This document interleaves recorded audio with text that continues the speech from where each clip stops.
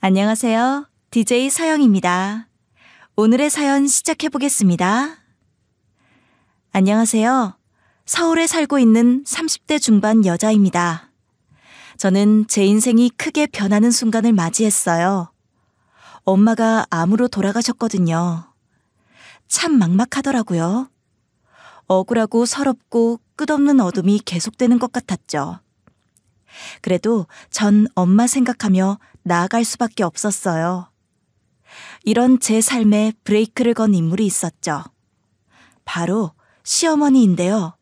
시어머니는 엄마가 돌아가시자마자 황당한 요구를 하더군요. 그 모습이 얼마나 뻔뻔하고 태어나시던지 말로 다 설명할 수 없네요. 저는 저만의 방법으로 시어머니를 떼어냈어요. 지금부터 서럽고 황당했던 제 사연을 여러분에게 들려드리려고 해요. 저는 화목한 가정의 막내딸로 태어났어요. 위로는 8살 터울의 오빠가 있었죠. 나이차가 적게 나는 형제들은 동생이 태어나면 첫째들이 부모님의 사랑을 뺏기는 것 같아 서운해하는 경우가 있다고 하던데 저희 남매는 나이 차이가 나서 그런가? 싸운다거나 다툰 적이 거의 없었던 것 같아요. 오히려 오빠는 동생이 생겼다며 좋아했다고 하더라고요. 저는 집안의 막내딸로 사랑을 정말 많이 받고 자랐어요. 가족들은 제가 성인이 된 이후에도 나이에 비해 어리게만 보더라고요. 그땐 그게 억울했는데 지금 생각해보면 전부 애정어린 시선이 녹아 있었죠. 행복했던 유년 시절을 보내고 대학을 졸업한 저는 가족들의 응원을 받으며 화장품을 만드는 중소기업에 취직했어요. 호기롭게 사회에 첫 발을 내디뎠지만 쉽지 않았어요. 처음 하는 사회생활은 녹록치 않았죠. 그래도 시간이 약이더라고요. 신입 시절엔 하루가 그렇게 길었는데 연차가 꽤 차니 시간이 빠르게 흐르는 기분이더라고요. 그제야 일을 즐길 수 있었던 것 같아요. 무엇을 해야 할지 알고 나니 일이 쉬워지더군요. 애정을 가지고 열심히 일했죠. 그렇게 열심히 달리다 보니 회사는 어느새 규모가 커져 업계에서 알아주는 회사가 되어 있더군요. 시작할 땐 작은 회사였는데 눈 깜짝할 사이에 규모가 커진 모습을 보니 뿌듯하기도 하면서 힘들었던 감정이 스치듯 지나가더군요. 임대리 지난주에 휴가였지? 우리 팀 새로운 직원이랑 인사 못했겠네? 이쪽은 우리 연구개발팀 대리로 들어온 김정호 대리. 인사해요. 이쪽은 마케팅부 임진영 대리. 말씀 많이 들었습니다.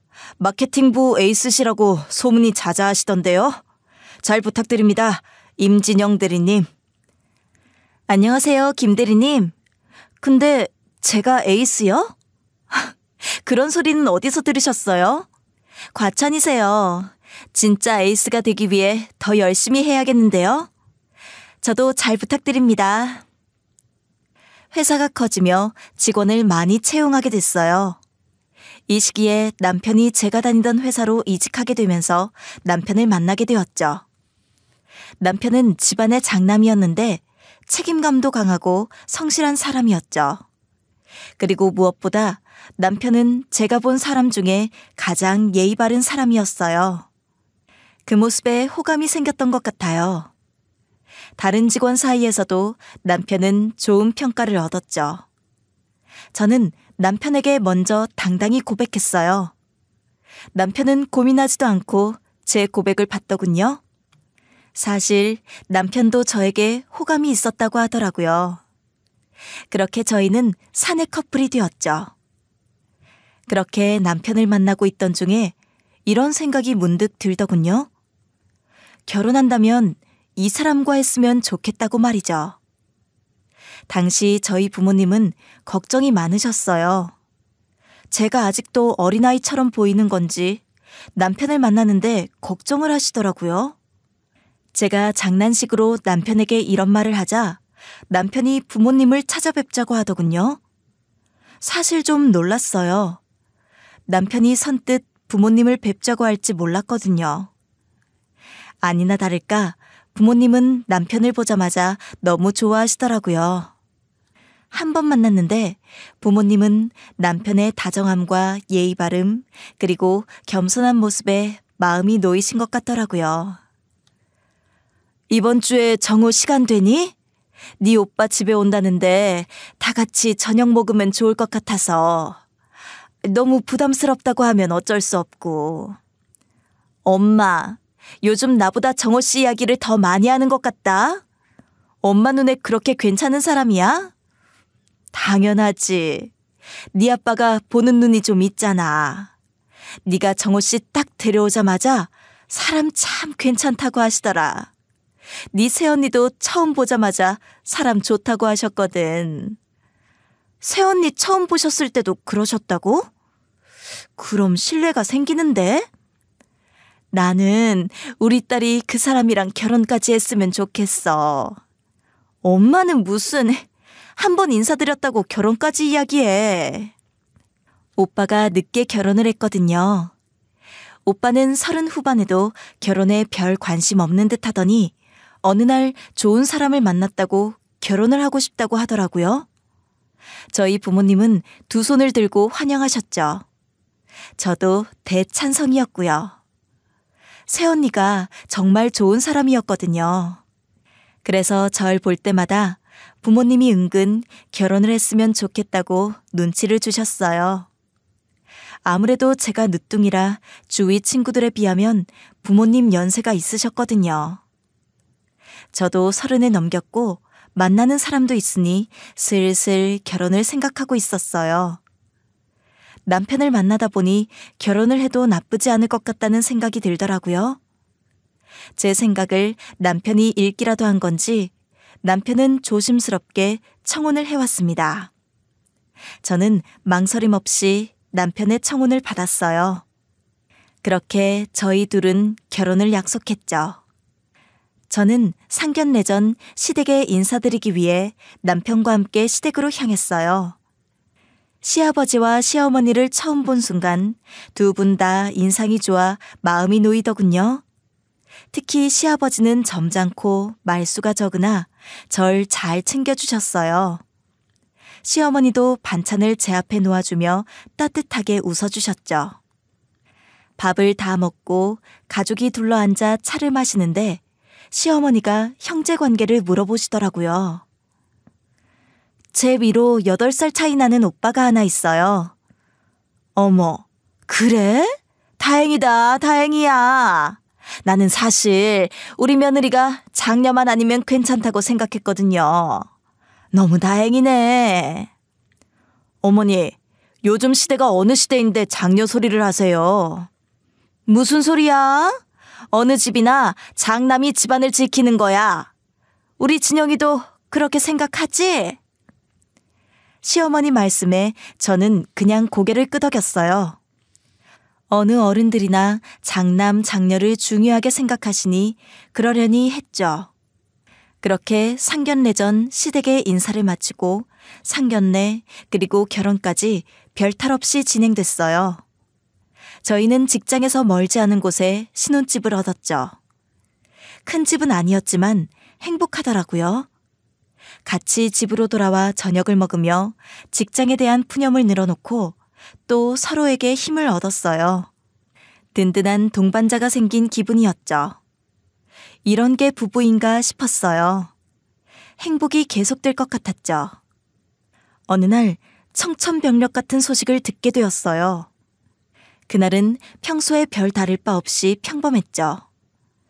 회사에서 돌아와 씻고 야근하는 남편을 기다리고 있는데 오빠한테 전화가 오더라고요. 진영아, 잘 들어. 지금 엄마가 많이 아프셔. 아무래도 입원을 해야 할 것 같아. 엄마가 너한테 말하지 말아달라고 신신당부하셔서 나도 말 안 하려고 했는데 그래도 이건 아닌 것 같아서. 엄마가 아프다니? 어디가 어떻게? 많이 아픈 거야? 입원을 해야 하면 나한테도 말을 했어야지. 미안하다. 암이라는데 아무래도 힘들 것 같다고 하더라. 그게 무슨 소리야? 우리 엄마가 암이라는 거야, 지금? 오빠가 잘못한 거 아니야? 믿을 수 없는 현실에 부정했죠. 엄마가 암에 걸리다니 믿을 수 없었거든요. 저는 전화를 끊자마자 엄마에게 달려갔어요. 제가 울면서 집으로 들어오니 엄마도 눈물을 보이시더군요. 저희 모녀는 서로 한참을 울었어요. 억울한 마음까지 들었어요. 왜 하필 우리 엄마여야 했는지 알 수 없었죠. 엄마는 평소에도 건강에 유독 신경을 쓰시는 분이었어요. 음식도 건강하게 드시려고 노력했죠. 그런 엄마에게 이런 병이 찾아오다니 견딜 수 없이 슬프더군요. 저는 그날 남편에게 사정을 말하고 친정에서 잠을 잤어요. 다음 날 회사도 연차를 내고 엄마와 함께 병원에 방문했죠. 그 소식을 듣고 오빠도 함께 병원에 가겠다고 나섰어요. 저희 남매는 엄마의 손을 꼭 잡고 병원으로 향했죠. 몇 번을 검사해봐도 달라지는 건 없더군요. 엄마의 몸에는 이미 암이 자라고 있었고 손을 쓸 수 없는 상태라고 하시더라고요. 엄마는 바로 입원하셨어요. 할 수 있는 건 항암 치료와 방사선 치료 정도밖에 없다고 했죠. 암이 다른 장기로 전이되어 수술도 의미 없었어요. 저희 가족은 좌절할 수밖에 없었죠. 아버지도 충격에 말을 잇지 못하셨어요. 오빠가 병원을 지키겠다고 해 아버지를 친정집에 모셔다 드리고 혼자 집으로 돌아오는데 어찌나 눈물이 나던지요.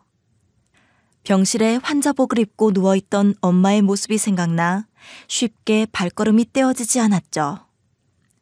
집에 돌아와서도 밥이 넘어가지 않더라고요. 하늘이 원망스러웠어요. 매일 지옥에 사는 기분이었죠. 여보, 당신이 이렇게 지치면 어떡해. 장모님이 얼마나 마음 아프시겠어. 장모님을 위해서라도 당신이 힘내야지. 포기하지 말자, 응? 나 어떻게 이럴 수 있어? 난 상상도 못했어.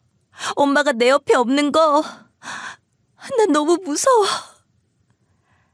내일 같이 병원에 가자. 괜찮아. 괜찮을 거야. 장모님 이겨내실 거야. 그러니까 벌써부터 이렇게 좌절하지 마. 남편은 무너지는 저를 일으켜 세우려 노력했어요. 남편의 말을 들으니 욕심이 생기더라고요. 할 수 있는 데까지 해보고 싶었어요. 안 된다면 조금이라도 우리 가족 곁에 머물렀으면 싶었죠. 욕심인 걸 알지만 포기할 수 없었어요. 저는 그날부터 퇴근 후 매일 엄마에게 향했어요. 볼 때마다 엄마의 얼굴은 수척해지셨어요. 엄마가 아프고 제 일상은 크게 변했어요. 좋아하던 운동을 끊고 엄마에게 매달렸죠. 그건 오빠와 아버지도 마찬가지였어요. 일상이 바뀌었죠. 그래도 시간은 가더군요. 시아버지와 시어머니도 엄마 소식을 듣고 병원에 다녀가셨죠. 신혼임에도 정신이 없어서 시댁을 까맣게 잊고 있었어요. 남편은 그런 제 손을 잡고 아무 생각하지 말라고 저를 위로해 주더군요. 엄마의 머리카락이 눈에 띄게 빠지고 저희 가족은 매일 눈물을 흘렸던 것 같아요. 그 모진 치료를 견디고 예후가 좋아 엄마는 집으로 돌아오셨죠. 그 후로 외래 치료를 받으셨어요. 그땐 언제나 가족이 함께 갔죠.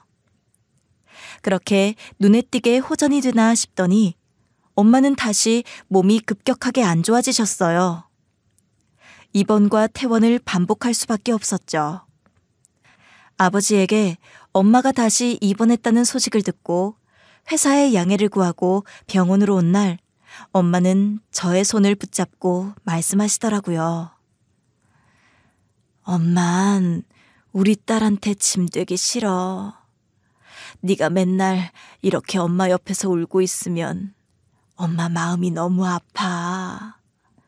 그러니까 가서 네 일 열심히 해. 엄마도 잘 견디고 있을 테니까. 엄마, 나 이제 안 울어. 엄마 괜찮아질 건데 내가 왜 울어? 그러니까 푹 쉬어, 응? 며칠 동안 아파서 잠도 못 잤다며. 오늘 여기서 잘 생각하지 말고 빨리 집 가서 침대에서 편하게 자. 내일 또 출근해야 하잖아. 힘들어서 어쩌려고 그래. 알았어. 내 걱정하지 마, 응? 내가 누구 딸이야. 이 정도는 아무것도 아니야. 사실 당장 회사를 그만두고 엄마 옆에 있고 싶었어요. 그런데 엄마가 제 걱정을 하시는 모습을 보니 차마 그렇게 하지 못했죠. 저는 엄마를 생각하면서 꾹 참고 회사를 다녔어요. 그렇게 또 엄마는 입원과 퇴원을 반복하면서 암과 싸우고 계셨죠. 2년이라는 세월이 그렇게 흐르더군요. 저는 그전보다 강해져 단단하게 엄마를 지킬 수 있게 되었죠. 툭 하면 흐르던 눈물도 이제는 흐르지 않더라고요. 더도 말고 그렇게만 지낼 수 있었으면 좋았을 텐데. 엄마의 병세가 심하게 악화되었어요. 저는 일을 그만두고 엄마 곁에 머물기로 마음먹었어요. 엄마는 심하게 반대하셨어요. 저는 끝까지 고집을 피웠죠. 새언니까지 절 찾아와 가족이 돌아가면서 함께 엄마를 지키자고 하더라고요. 저는 새언니에게까지 그런 짐을 지우고 싶지 않았어요. 오빠도 저를 말렸지만 저는 이미 마음을 굳게 먹은 상태였죠. 다른 방법을 찾아보자. 어떻게 너만 이렇게 고생을 시켜, 어? 나도 회사에 잘 말해서 휴가 낼 수 있으니까 우선 내가 엄마 옆에 있을게. 우리 다시 천천히 다시 생각해보자. 오빠, 이제 진짜 시간이 없어. 내가 엄마 옆에 있게 해줘. 걱정하지 마. 남편도 내 의견 따르겠다고 했으니까. 고맙게도 남편은 걱정 말고 장모님을 잘 돌보라며 저를 응원해 주더군요. 오빠도 저를 말릴 수 없었죠. 엄마는 절대 안 된다고 반대하시더니 제가 울며 엄마를 설득하자 결국 못 이기는 척 눈 감아주셨어요. 제가 회사를 그만두고 오빠와 아버지만 병원비를 감당하는 상태라 둘은 이전보다 병원에 자주 들리지 못했어요. 대신 시간이 나면 주체 없이 달려오곤 했죠. 주말엔 오빠가 병원으로 와 저를 집으로 돌려보냈어요. 진영아, 이번 명절엔 꼭 시댁 다녀와. 가서 밥도 먹고 대화도 좀 하고. 매제한테 미안해 죽겠다. 인사는 항상 드렸어. 우리 시부모님 좋은 분들이야. 너무 걱정하지 마, 오빠. 안 그래도 이번에 잠깐 다녀오려고 했어. 이걸로 선물 좋은 거 사들고 가. 알았지? 오빠, 내가 빈손으로 갈까봐? 나도 돈 있어. 됐어. 넣어도 빨리. 아니야. 내가 주고 싶어서 그래. 자, 꼭 선물 좋은 거 사. 생각해보니 엄마가 아프신 후 명절을 정신없이 보냈더라고요. 회사를 다니고 있으니 명절이면 엄마 곁에 머물기에 급급했죠. 근데 회사를 그만뒀으니 이번 명절이야말로 시댁에서 시간을 보낼 수 있을 것 같았죠. 오빠가 신신당부한 탓에 좋은 선물 사들고 시댁으로 향했어요. 남편은 정신없을 텐데 이런 걸 왜 준비했냐고 하더라고요. 오빠가 꼭 좋은 선물 사들고 가라면서 돈까지 쥐어주더라. 당신한테 너무 미안하다고. 형님도 참, 내가 뭘 한 게 있어. 형님이랑 당신이 힘들지. 내가 어머니한테 잘 말해뒀으니까 우리 얼굴만 잠깐 비추고 병원으로 가자. 왜 그랬어? 어머님 서운하시겠다. 오늘은 밥 먹고 오자. 남편의 배려가 얼마나 고마웠는지요. 다시 한번 이 사람과 결혼 잘했다 싶더라고요. 시댁에 도착해서 시부모님께 인사를 드리고 선물을 건네니 시아버지는 뭘 이런 걸 사왔냐고 하시더라고요. 근데 시어머니의 표정은 달랐어요. 왔니? 일찍 올 줄 알았는데 좀 늦었네? 얼른 둘 다 앉아. 내가 아침부터 고생고생하면서 한 밥 먹어라. 어머니 힘드셨어요? 어깨 좀 주물러 드릴까요? 늦어서 죄송해요. 차가 많이 막히더라고요. 차가 막혀서 늦게 온 거니? 아니면 병원 들렸다가 늦게 온 거니? 시어머니는 눈을 가늘게 뜬 채 절 힐끔거리며 들으라는 듯 말씀하시더라고요. 저는 시어머니 앞에서 애써 웃어야 했죠. 그래도 명절이라고 아침부터 기다리셨을 텐데 서운하실 수 있다고 생각했어요. 그렇게 식사를 하고 남편과 함께 뒷정리를 도와드리고 나오려는 찰나 시어머니가 저를 부르시더라고요. 방으로 들어가신 시아버지의 눈치를 쓱 살피더니 말씀하셨어요. 사부인은 좀 괜찮으시니? 네, 요즘 많이 힘들어 하시는데 강한 분이니 잘 견뎌내실 거예요. 걱정해 주셔서 감사해요, 어머님. 근데 아가, 네가 사부인 병원에 있다며? 그게 사실이니? 그럼 우리 아들 밥은 누가 차려? 어머니 왜 그러세요? 저 결혼 전에도 제가 잘 차려 먹었잖아요. 어머니도 아시면서. 넌 조용히 해라. 나 지금 며느리랑 대화하고 있잖아. 얘 아가, 너희 집 장남은 뭐하고 네가 병원에 있니? 사돈총각도 입원한 거니? 시어머니는 누가 봐도 비꼬는 말투로 나무라시더군요. 저는 시어머니에게 바로 할 말했어요. 어머님, 그게 무슨 소리세요? 저희 친정오빠가 왜 입원을 해요? 상식적으로 말이 안 되잖아. 네가 왜 병원에 가서 수발을 댄다는 거야? 그 집 며느리가 없어? 장남이랑 며느리가 떡하니 있는데 네가 왜 병간호를 하냐는 말이야. 어머니, 저희 친정오빠도 최선을 다하고 있어요. 그리고 새언니가 왜 병간호를 해요? 딸인 제가 옆에 있는 게 맞는 거죠. 저는 어머님 말씀이 이해가 안 되는데요. 그렇다고 결혼을 해놓고 시댁이 뒷전인 게 말이 되니? 네가 병간호를 할 게 아니라 그 집 며느리가 해야 할 거 아니야. 아니, 그리고 그 집 며느리는 교육을 어떻게 했길래 시어머니 병간호를 안 해? 어머님 그만하세요. 제가 선택한 일이에요. 딸인 제가 옆에 있는 게 맞아요. 그래요, 엄마. 그만하세요. 내가 설명 다 드렸는데 왜 이 사람 힘들게 하세요? 아니, 내가 기가 막혀서 그렇지. 주위를 돌아봐라. 시어머니 아프면 당연히 며느리가 병간호를 하는 거지. 어머님, 저 먼저 들어가 보겠습니다. 그럼 안녕히 계세요. 어머, 얘 말하는 것 좀 봐. 시어머니가 말하는데 어딜 간다는 거야? 어휴, 내가 며느리를 들인 건지 상전을 들인 건지. 얘 아들, 넌 어디 가? 저도 가볼게요. 오늘 엄마가 말이 너무 심하셨어요. 나중에 연락드릴게요. 저는 남편과 결국 시댁을 나왔어요. 남편은 저에게 미안하다며 사과를 하더군요. 그런 남편을 보니 더 이상 화를 낼 수 없었어요. 하지만 시어머니의 울분은 계속 남아 있었어요.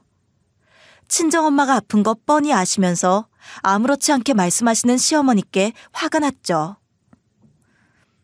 오랜만에 왔는데 당신은 더 있다 와.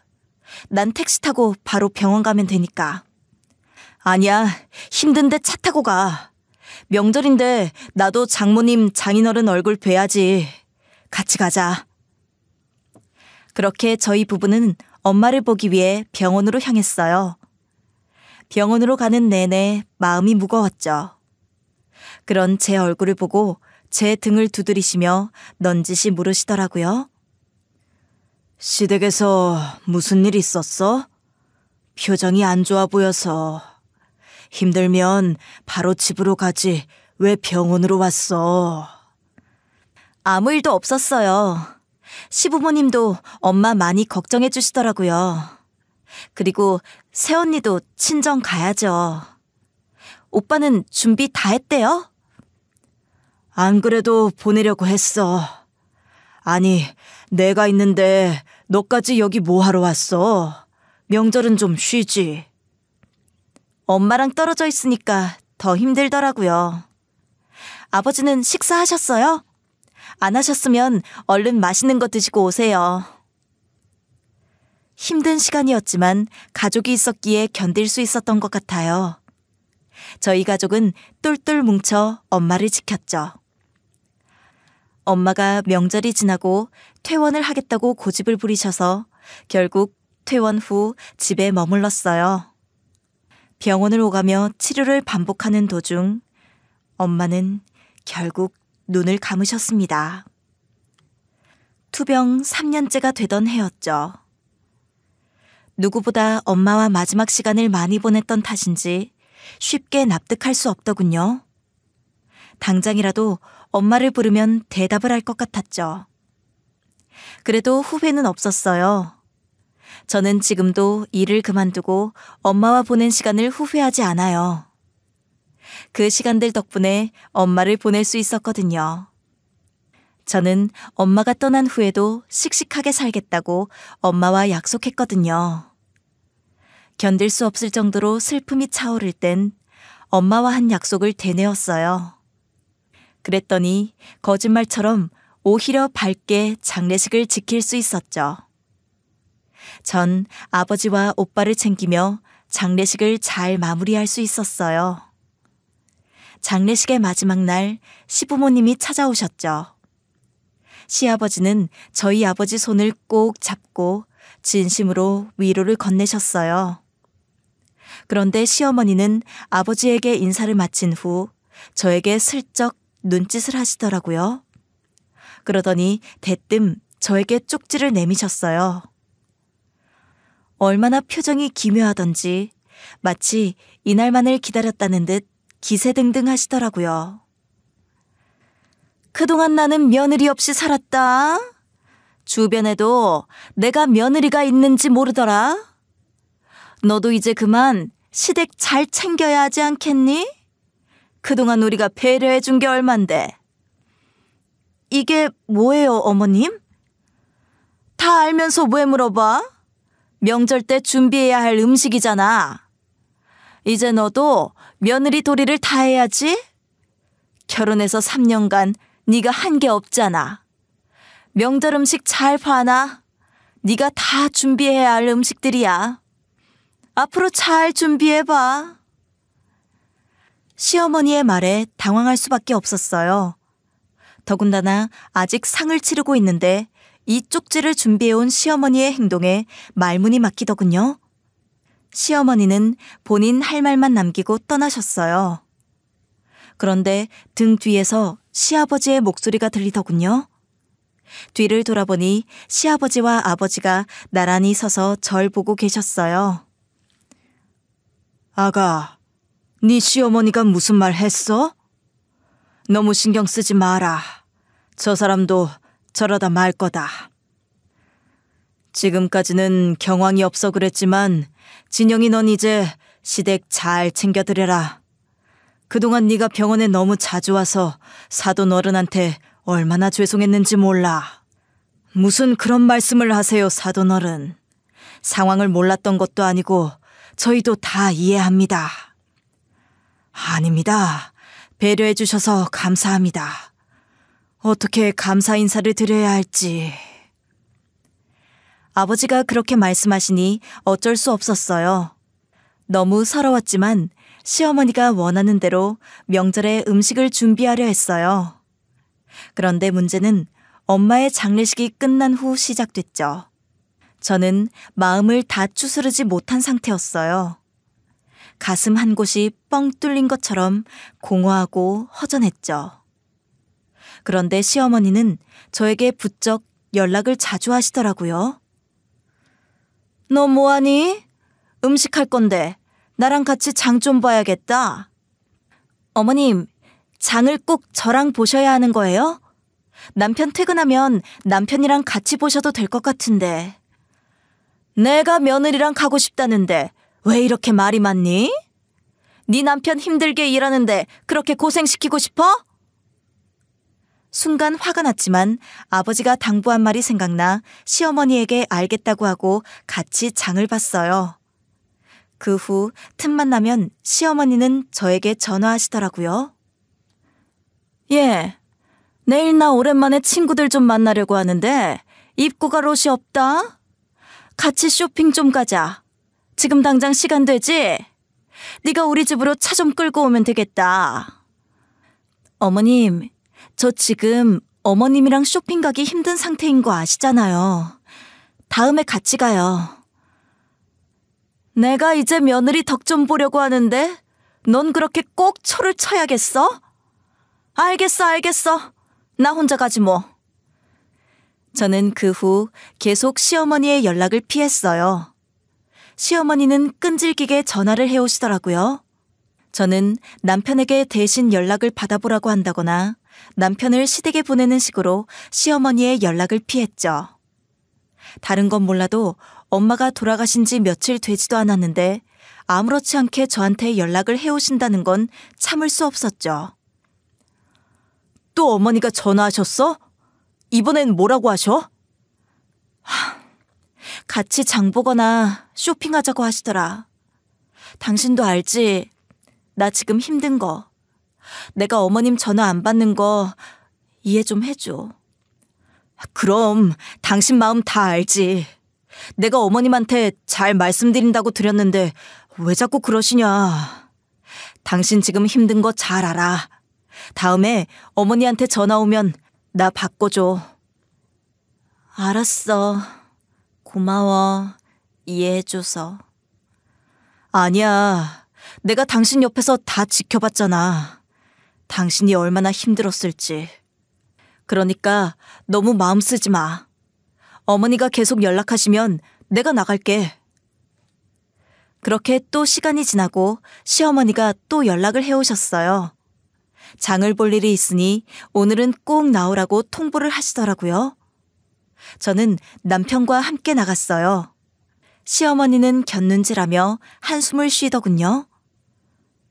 아들, 넌 바쁜데 뭐하러 왔어? 나랑 진영이랑 장 보면 되는데? 아들이 오지 그럼 누가 와요? 어머니, 뭐 사면 돼요? 종이에 적어 오셨어요?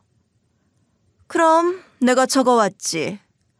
아이고, 우리 아들이랑 같이 나오니까 좋네. 결혼 전엔 장 보는 거 잘 도와주더니. 남편이 시어머니가 적어온 쪽지를 확인하는 사이 시어머니가 제 옆에 딱 붙어서 태평하게 말씀하시더라고요. 이렇게 같이 나오면 얼마나 좋아? 너희 좀 가까운 곳에 살면 안 되겠니? 얼굴 자주 보고 좋잖아. 시어머니의 말에 얼굴이 확 굳어지더군요. 시어머니는 제가 얼굴을 굳히자 입을 꾹 다물더라고요. 남편이 쪽지에 적힌 굴소스를 들고 제 옆으로 오자 갑자기 환하게 웃으면서 남편에게 말하더군요. 아이고, 우리 새아가 어쩜 이렇게 키도 크고 이쁘니?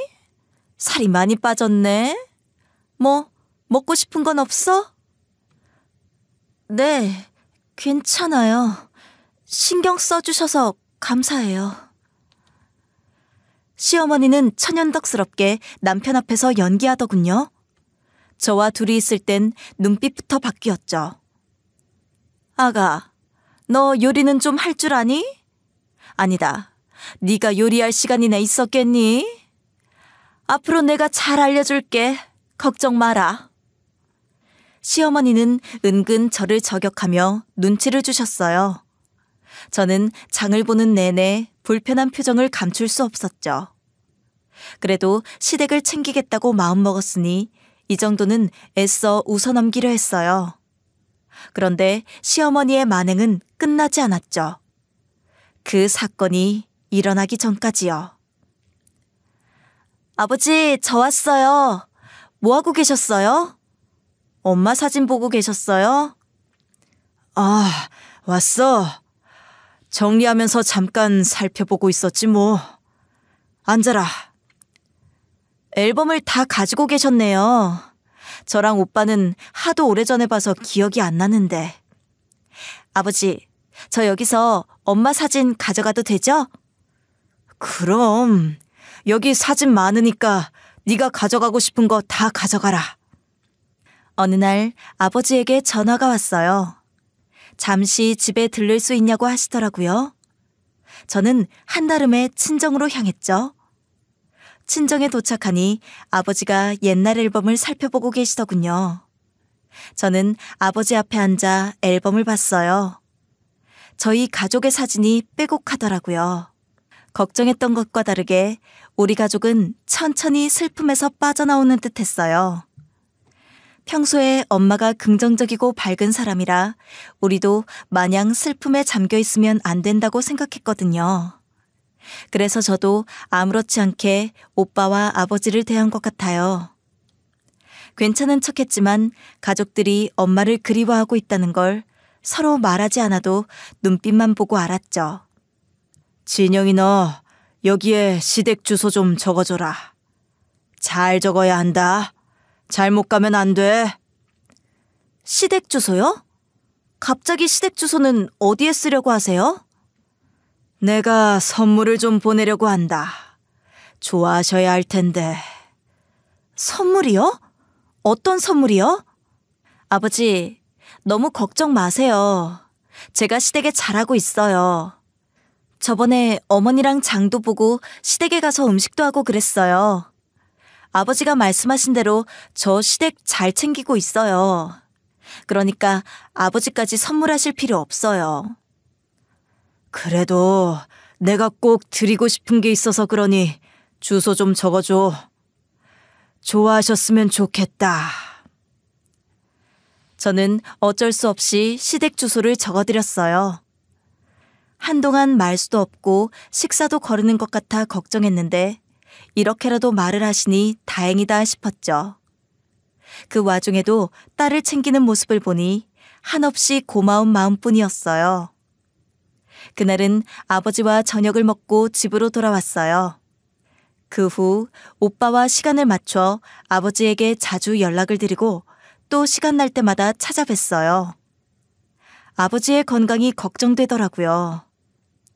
아버지는 저와 연락할 때마다 뭔가 묻고 싶은 눈치였는데 끝내 말을 안 하시더군요.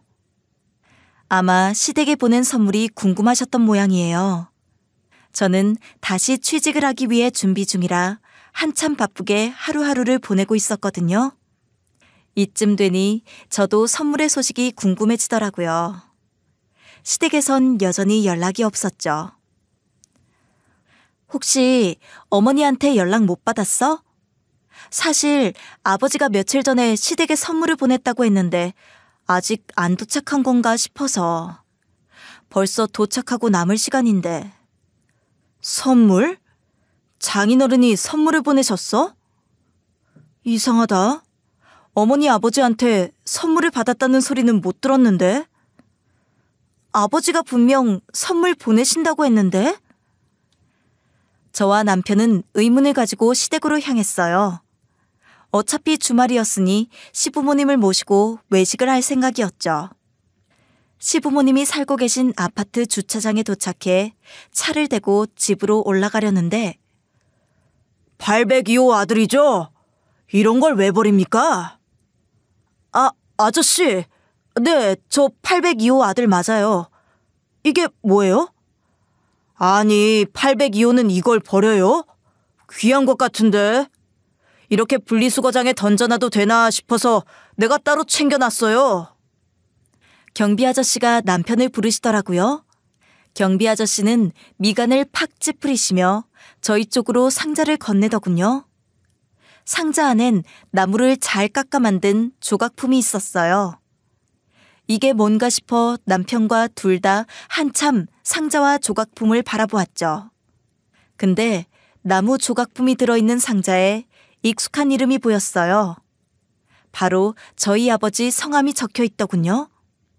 남편의 얼굴이 한순간에 굳어지더군요. 저도 한참 조각품을 바라보았죠. 저희는 거의 동시에 상자를 들고 시댁으로 달려 올라갔어요. 어머니, 이게 뭐예요?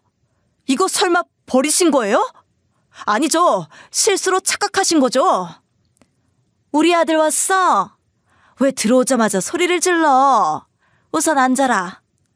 어머니, 말씀해 주세요. 이게 왜 분리수거함에 있어요? 이거 장인어른이 해주신 거예요. 이런 실수를 하시면 어떡해요? 남편은 상자를 들고 버럭 소리를 질렀어요. 저는 상자를 빤히 바라볼 수밖에 없었어요. 아버지가 준비한 선물이 아무렇게나 버려졌다는 생각을 하니 화가 나더군요. 시어머니는 저희가 들고 있는 상자를 보고도 얼굴 표정 하나 변하지 않으시더라고요. 오히려 저희를 휙 째려보시더니 당당하게 말씀하시더군요. 너, 우리 집 장남 아니야? 왜 남의 집에서 아들 노릇을 하고 있어? 시끄러워 죽겠으니까 앉아. 별것도 아닌 일로 유난 떨지 말고. 어머니, 별것도 아니라니요. 이런 실수를 해놓고 지금 그런 소리가 나와요? 이거 보시라고요. 아, 됐다. 다시 볼 것도 없어. 그게 뭐라고 다시 지워와? 어머니, 그러지 말고 다시 확인해 보세요. 이거 어머니가 버린 거 아니죠? 남편이 시어머니 앞에 상자를 내미니 시어머니는 고개를 휙 돌렸죠. 이게 다 며느리를 잘못 들인 탓이다. 네가 우리 집 사람이 돼서 행동을 똑바로 했으면 네 남편도 이러지 않았을 거야. 어머니, 저는 제가 뭘 잘못했는지 모르겠어요. 이거 정말 어머니가 버리신 거 맞아요? 대답해 주세요. 뭐? 잘못한 걸 모르겠다고? 아이고, 봐봐, 이 꼴을 봐라. 내가 며느리를 잘못 얻었지. 내가 못 살아 진짜. 어머니, 지금 왜 그런 말을 하세요? 이 사람 상황 다 알면서 왜 그러세요? 네가 이렇게 물러 터졌으니까 내가 고생을 하는 거 아니야. 장남이 장남다워야지. 어떻게 지금도 아내 편을 들어? 정우, 네가 이러고도 우리 집 장남 맞아? 어머니, 장남이 대체 뭔데요? 장남은 어머니 말대로 다 해야 해요? 당연하지. 너 이럴 거면 친정 가서 살아. 우리 집 장남하지 말고 가서 아들 노릇이나 하면서 살든가. 어머니, 자꾸 이러실 거예요? 이거 진짜 어머니가 버리셨어요? 아, 그래, 내가 버렸다. 이딴 걸 어디에 쓴다고 놔둬? 아휴, 속이 터진다 터져. 먹는 것도 아니고 비싼 것도 아니라 그냥 버렸어. 왜? 태평하게 나무 조각이나 보내고 있고. 아이고, 뭘 잘했다고 이런 걸 보내? 시어머니는 남편에게서 나무 조각을 뺏어들어 제 앞에서 막 흔들며 소리치셨어요. 참았던 화가 터졌죠. 어머님, 이거 저희 아버지가 어머님 아버님 생각하면서 보내드린 선물이에요. 정말 너무하신 거 아니에요? 아이고, 말 한 번 잘하네. 너 같으면 이런 걸 선물로 받겠어? 이게 선물이야, 이게? 이런 건 재활용 쓰레기도 안 돼. 알아? 어머님, 이거 저희 아버지가 진심을 담아 선물하셨어요. 아버지도 힘드실 텐데 시댁에 이거 보낸다고 신경 많이 쓰셨다고요. 근데 어떻게 이렇게 버리실 수가 있어요? 뭐? 아니, 이제야 며느리 데리고 음식 좀 하고 며느리 노릇 좀 시키려고 하는데 내가 이런 거 받으면 뭐 좋아할까 봐? 내가 지난 3년만 생각하면 속이 터져. 시어머니는 보란듯이 나무로 만든 조각을 바닥에 거칠게 내팽개치셨어요. 남편은 놀란 듯 나무 조각을 주워들었죠. 어머니! 그만하세요. 어머니, 이런 분인지 정말 몰랐네요. 선물은 실수로 버렸다고 생각했는데 어떻게 그런 생각하세요? 내가 뭘 잘못했는데? 너도 그러는 거 아니다. 결혼했으면 장남이 중심을 잘 잡아야지. 네가 이러니까 집안 꼴이 이 모양이잖아. 장남 소리 좀 그만하세요. 지금 이 상황에서 장남 소리를 하고 싶으세요? 남편이 큰 소리를 치더군요. 저도 살면서 남편의 이런 모습을 그날 처음 본 것 같아요. 남편은 분에 겨우듯 숨을 고르더니 주머니에서 봉투를 꺼내더라고요. 이게 뭔 줄 아세요? 장인어른이 조이금 온 걸 저에게 주셨어요. 이걸로 부모님 모시고 여행이라도 다녀오라고 800만 원을 넣어주셨다고요. 저도 처음 듣는 말이었죠. 아버지가 언제 남편에게 그런 돈을 줬는지 알 수 없었어요. 남편은 아직도 화가 난 듯 분노에 찬 목소리로 말하더군요. 시어머니는 예상치 못한 전개에 조금 당황했는지 말문이 막힌 눈치였어요. 어머니, 진짜 이러시면 안 돼요. 이것 보세요. 장인어른이 주신 선물 바닥에 뭐라고 쓰여 있는지 읽어보시라고요. 남편은 나무 조각을 시어머니 품에 안겨주었죠. 시어머니는 그제야 나무 조각 바닥을 살펴보시더군요. 우리 딸 얼굴 자주 보게 해주셔서 감사합니다. 두 분이 배려해 주신 덕분에 아내도 마지막까지 행복했을 겁니다. 편한 마음으로 떠나게 해주셔서 감사합니다. 두 분에게 평생 감사한 마음으로 살겠습니다. 시어머니는 경악스러운 얼굴로 나무 조각에 써져 있는 글자를 읽으셨어요. 아니, 이게 뭐야? 언제 이런 게 여기 있었어? 어머, 여기 왜 이런 게 쓰여 있어? 이제 아셨어요? 장인어른이 어떤 마음으로 선물을 드렸는지? 아니다. 이거 아니야. 난 이거 못 봤어. 이 나무 조각에 이런 게 써져 있는지 내가 어떻게 알았겠어? 소란에 어느새 밖으로 나온 시아버지가 시어머니에게 나무 조각을 빼앗듯 가져가셨죠. 시아버지의 얼굴도 어느새 새파랗게 질린 얼굴로 저희를 바라보고 계시더군요. 시아버지는 평소에 과묵하시고 조용한 성격이라 표현을 잘 못하시는데 그렇게 놀란 얼굴을 한 건 처음 봤어요. 시아버지는 이 상황을 전혀 몰랐던 눈치더라고요.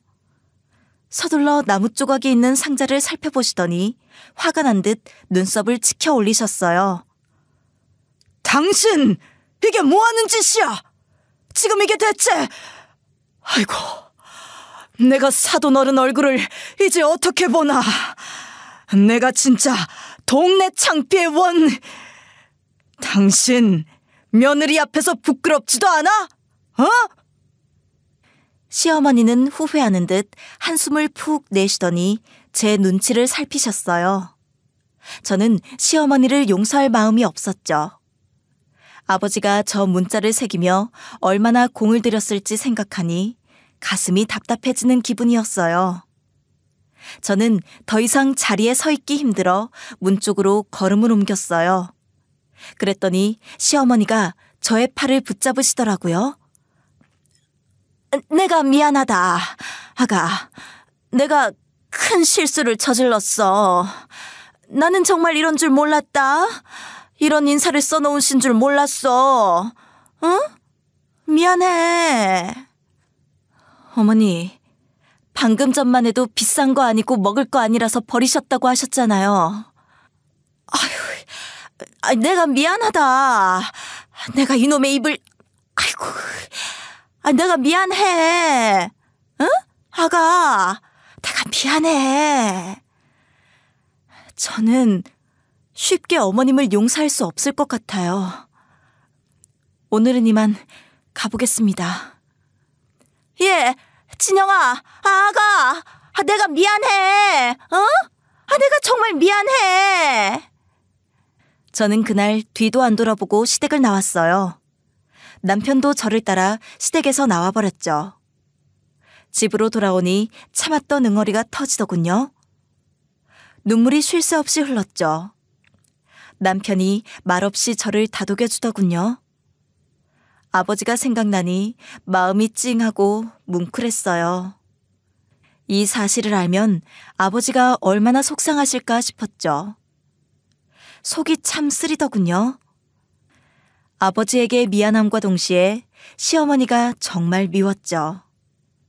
저는 결국 아버지에게 끝내 사실을 말하지 못했어요. 그냥 조용히 덮어두고 싶었죠. 그 사건이 터진 후 며칠이 지나서 시아버지에게 연락이 왔어요. 아가, 내가 널 볼 면목이 없다. 우린 이 돈을 받을 자격도 없어. 그러니 사돈 어른에게 이 돈 봉투는 돌려드리는 게 맞는 것 같다. 아버님, 그래도 아버지가 주신 선물인데 제가 어떻게 마음대로 받겠어요. 아니야. 우린 그 봉투를 받을 자격이 없다. 그러니 네가 잘 말씀드려서 다시 돈 봉투는 돌려드려라. 그리고 앞으로 모든 명절엔 시댁에 오지 말고 친정으로 가. 정우에게 내가 잘 일러뒀으니 걱정 마라. 우린 어른 대접 받을 자격이 없어. 시아버지는 제가 말을 다시 하기도 전에 서둘러 전화를 끊으셨어요. 몇 분 후 제 계좌로 800만 원이 입금됐죠. 이 사실을 아버지에 알렸더니 아버지는 절대 받지 않겠다며 거절하셨어요. 그 돈은 내가 다시 받을 수가 없어. 사돈 어른이 받지 않으시겠다니 어쩔 수 없다. 나중에 우리 손주를 위해 네가 잘 저금해 두거라. 아버지가 워낙 단호한 말투로 말씀하셔서 저는 그만 꼬리를 내렸죠.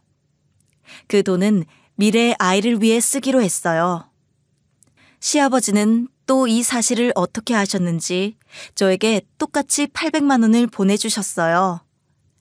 남편이 그대로 말을 전한 모양이더라고요. 저는 놀라 시아버지에게 전화를 드렸죠. 사돈 어른이 돈 봉투를 받지 않으시고 손자를 위해 쓰라고 하셨으니 나도 그 돈은 손자를 위해 썼으면 한다. 네가 잘 가지고 있다가 꼭 필요한 데 쓰거라. 아버님, 그래도 이건 너무 큰 돈인데 제가 이걸 어떻게 받아요? 미안할 거 없어.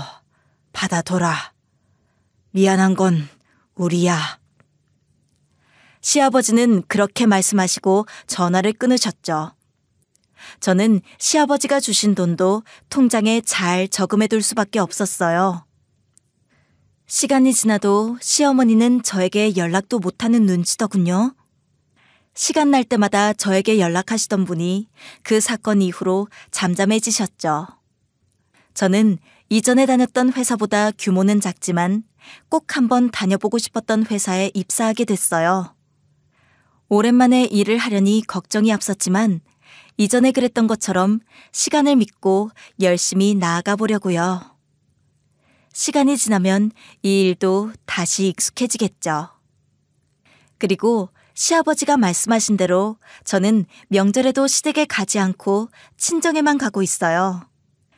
명절엔 시아버지에게 안부 인사만 드리는 중이죠. 아버지, 우리 왔어요. 과일 사왔는데 이거 냉장고에 넣어둘까요?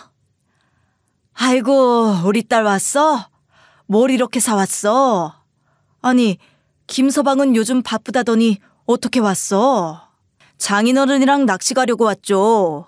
저랑 이따 낚시 가실 거죠? 낚시 가려고? 아버지, 오늘 나랑 쇼핑 가는 거 아니었어요? 아니야. 장인어른 오늘 나랑 낚시 가기로 약속하셨는데? 아버지, 누구랑 갈 거야? 나야, 사위야. 오늘 아버지 옷 사기로 했잖아. 그럼 옷을 사서 낚시하러 가면 되겠다. 그치? 장인어른 낚시할 때 입을 옷도 좀 사자. 얇은 점퍼 하나 사면 좋을 것 같아. 그거 좋은데? 그럼 옷 사고 다 같이 낚시하러 가면 되겠네.